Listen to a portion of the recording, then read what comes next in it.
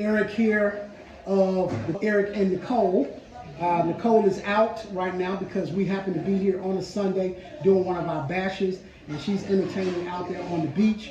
And I thought this would be a perfect intro to a series that I want to start. I don't have the name yet, but I got this idea to do a musical project, because many of you all know that I have a musical background and my wife does as well. So I want to do a musical project with Gambians and repacks, right? And I want to introduce that to Gambia. The first two artists that I want to work with to put a song on this project in the person of JoJo and Miss ReRe. Okay? All right? So let's go.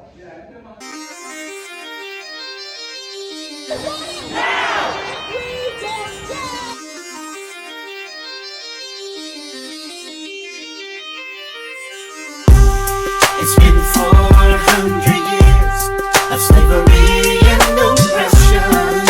The shackles are broken, and we learned our lesson. Living the land of the free and the home of the brave. Dry bones in the valley, coming out of the grave. Hey, I'm going home.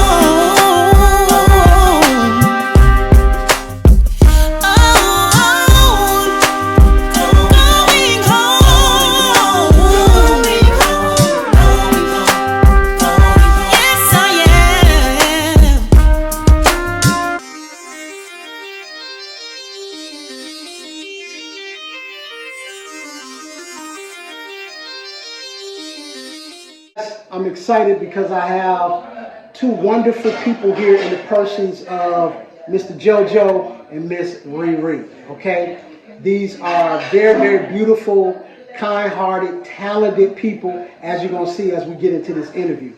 But the first thing that I want to say is that they are a great example to other married couples or those that aspire to be married. You know, I like compatibility. And when it's easy to see that in a couple, that's what makes you gravitate toward the couple, okay?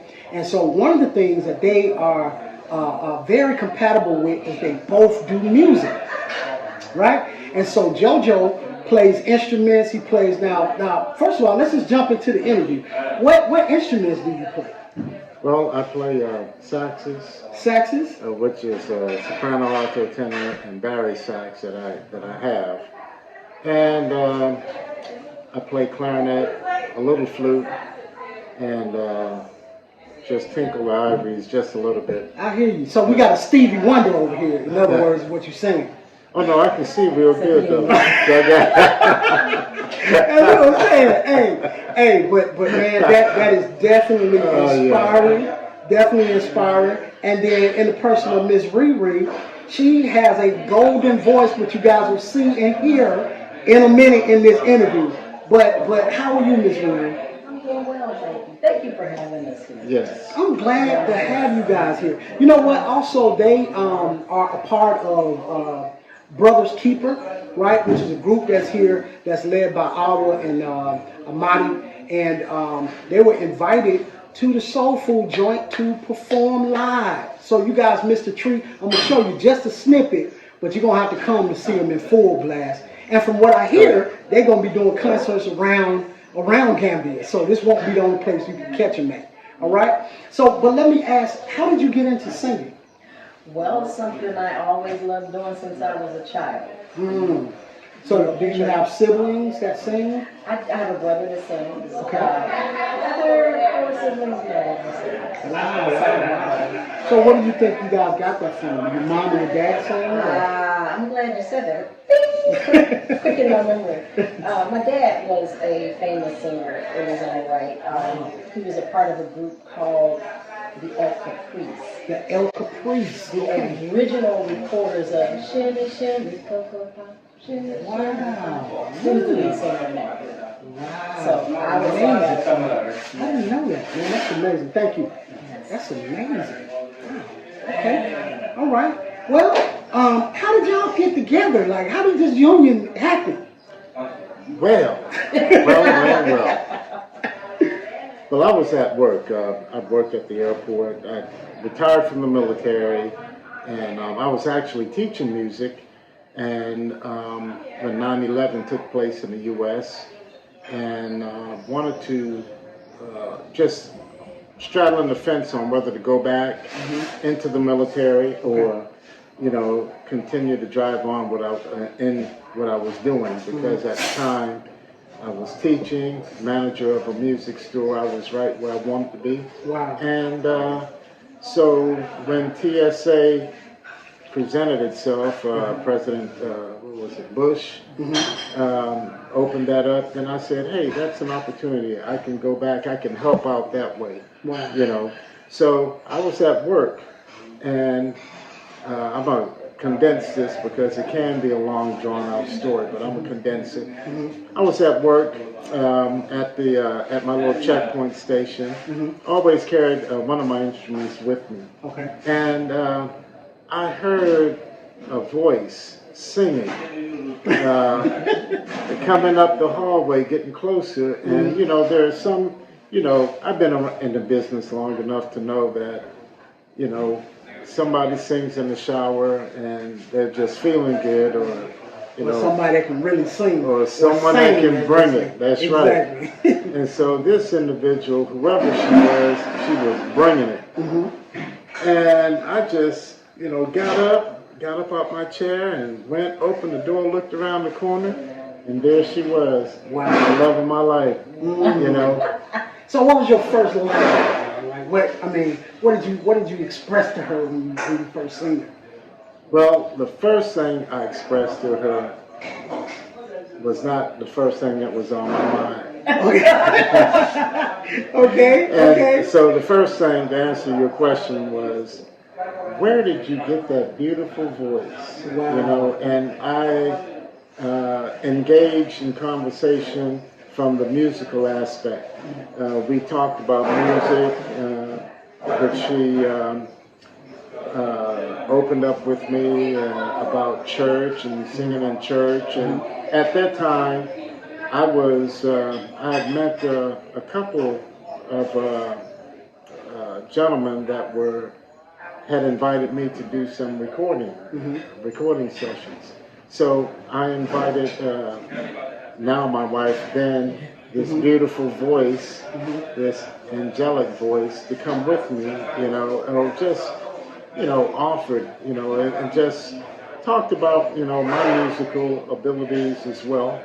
And she saw my instrument, and she said, well, you know, you've heard me sing, now let me hear you play. I haven't heard you play. I hear you. You know, so I looked around. I'm at work, you know. So I said, you know, open up that horn case, and the first thing I just drew a blank. The frame a little bit too. Come on. Go ahead. Yeah, I just drew a blank because we've been talking about church music, spiritual, gospel, you know, and so I had been working on the song by Nige. Thank you, Nige. Anita Baker's instrumental version via Nige, and it was called "Sweet Love," and that just came out of my instrument, you know, and Sweet Love. yes. So you start playing Sweet Love to her. Just like that, Sweet Love. Thursday night. Wow. Thursday. Wow. Well, So- I see something work because y'all still together after all this time. After all this time, that was about 16 years ago. Wow. So- Wow. Amazing. What took place after that, though, was, well, you know, after I played that, I had that little bit of adrenaline rush that, you know, we musicians get, and I felt bold enough to ask her for her phone number. Wow. And she told me politely that she doesn't just give her phone number out, you know. Hey, I So, hear you. He said, my you gonna heart, work. You gonna work for this. yeah, my heart sank. And she said, but if you have a business card, and I reached in my coat pocket. That's so slick. Oh, but you have a business card. Yeah. Okay. So I did. Exactly. I provided that for her. And so after which, She said, well, I've got to go. I'll talk to you later. And no, I've got to go. Thanks, is what she said. And she walked away. And I was, and I said, oh man. I said, I done put, oh my gosh. I put my horn up and I went back to work. And I said to myself, I'd never see her again. Wow. And guess what, y'all? You seen her again. Be on camera? Hey, Yeah. Okay. It was 3 minutes. Okay, we on camera. So I'll say about 7 to 10 minutes. Yeah. My phone rang, and I answered my phone. She says, what are you doing answering the phone? Wow. And I said, well, because I pay the bills. She says, well, I wasn't expecting you to answer the phone. Wow. She said, I just wanted to let you know that was very nice what you played. Thank you very much. Now you have my phone number. And he's been calling me ever since. And I've been calling her ever since. I love That it. is true. I love it. I love it. Yes. Well, I want you guys to understand that these are going to be the first people that we're working with, you know, besides my wife. You know, we got a whole lineup of people that we're going to be featuring on this project. But I cannot wait for you guys to hear some of what they're going to do. We're going to go to a little snippet of what they can do. But what you're going to hear from them is an original song. It's going to be a song you've never heard before. And we're going to work on it. We're going to produce it and write it together. And it's going to be amazing. Most High, we love you. Most High, we love you. Yes, we do. Yes, we do. Yes,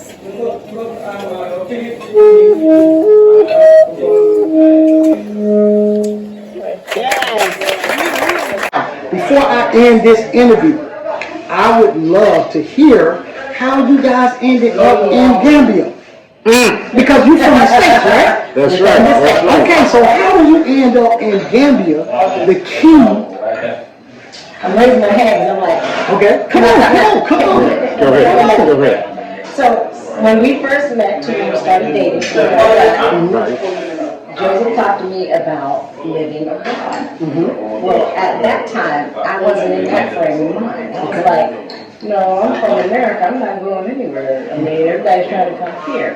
That was my mindset. Fast forward to 15 years later, being married. I was watching something on TV, and it was, you know, other races of people were more free than African American people. We tend to live in America and be stuck there. We often say, well, we built this country. Well, we built the country because we were forced to do it. It wasn't by choice and our own free will. Anyway, I saw the freedom that these people were experiencing living in other places of the world. And so I said, why don't we look into going somewhere else? But little did we know, or did I remember, he was already there before we even got together. I'm the one that took 15 years to catch up. Wow. So we, like probably a lot of other people, were watching YouTube, and you know, of course, we saw the Bag family, and we saw you guys channel, we saw their writings, we just saw some of you, and we were just addicted, just watching. And we looked at the economy, what it would be, and how the money would stretch, And y'all ended up here. And we ended up here. Amazing.